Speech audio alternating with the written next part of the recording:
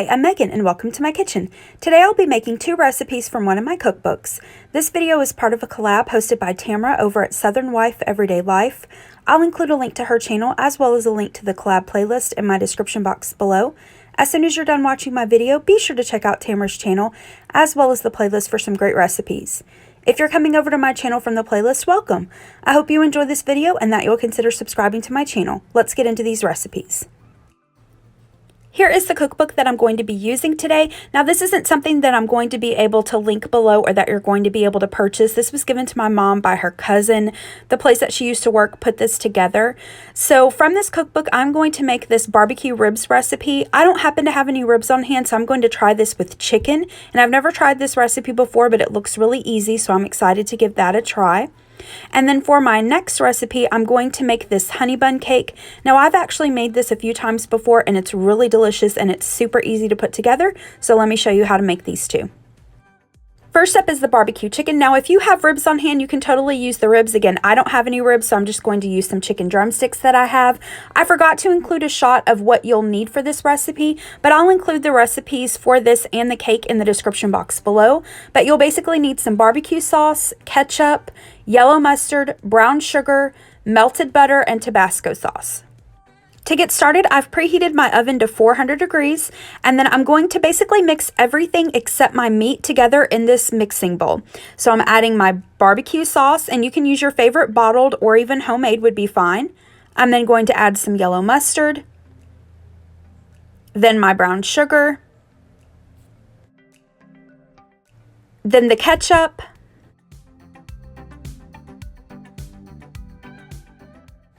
then the Tabasco sauce, and there wasn't a measurement for the Tabasco sauce in the recipe, so I just did a few dashes. Just do that to taste. Then I'm going to add in my melted butter and then stir that together really well. And I really actually liked this barbecue sauce. It was really good, and I loved that you didn't have to cook it. All of these ingredients you probably have on hand, so it was really easy to put together. Now here I'm going to go off recipe just a little bit because again I'm using chicken instead of the ribs. If you're using the ribs, again check the recipe in the description box below. You basically just boil the ribs on the stove top until they're nice and tender, and then you would cover them with the barbecue sauce and bake them in the oven. For my chicken drumsticks, I've placed them into a casserole dish that I've lined with foil. It just makes easier cleanup. I seasoned both sides of the chicken with some barbecue seasoning, and then I'm going to add my barbecue sauce to the first side. I cooked it for about 25 minutes. I flipped it over, added barbecue sauce to the second side, and cooked it for another 20 or so minutes until the chicken was 165 degrees.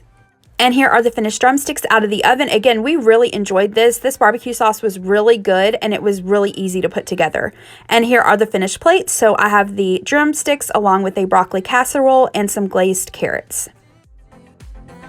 Next up, I'm making a honey bun cake. Now, if you've never had a honey bun before, it's like a pastry snack cake. A lot of people eat them for breakfast or for snacks. They're very, very sweet and they've got cinnamon in them. They're really good.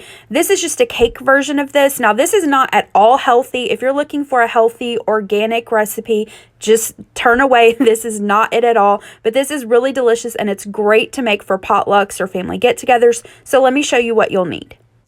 For the cake part, you're going to need vegetable oil, a yellow cake mix, brown sugar, cinnamon, eggs, and sour cream. And if you've never used sour cream in a cake, don't worry. It doesn't taste savory at all. It just adds a really great moisture to the cake. And especially with all the sweetness, the tanginess of it really balances it out.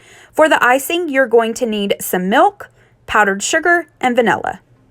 To get started, I've preheated my oven to 350 degrees. Now I'm going to get started on my cake batter. Now this cake is so easy to put together. You don't have to worry about doing like all your wet and all your dry separately and putting them together. You just mix the cake ingredients all together at once.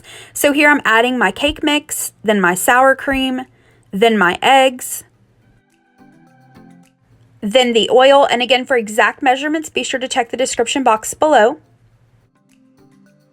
Now I'm going to mix all that together really well. Then I'm going to set that aside briefly and prepare my casserole dish. Now you want to cook this in a 9x13. I've just sprayed this with some cooking spray. You could also use some butter and flour. I'm going to take about half of the cake batter and place that into the bottom of the dish and spread that around.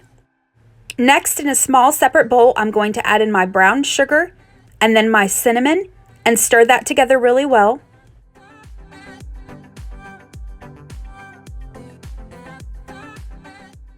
Next, I'm going to take this brown sugar cinnamon mixture and just spread that evenly over the cake. Next, I'm going to take the remaining cake batter and spread that out as evenly as I can over the brown sugar mixture.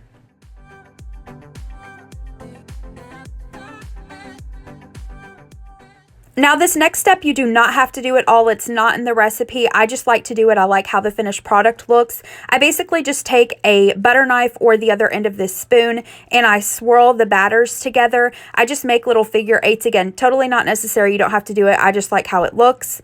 Now I'm going to bake this for 35 to 40 minutes or until a toothpick inserted into the center comes out clean. Once the cake is done and out of the oven and still very warm, I'm going to poke holes in it. I couldn't find the skewer that I normally use for it, so I'm just using this thermometer. And again, I just poked as many holes as I could. Next, I'm going to take my icing. This is just the powdered sugar, milk, and vanilla that I've whisked together. I'm going to add the icing. Again, you want to do this while the cake is still warm. And then I'm just going to take this spatula and spread the icing out a little bit.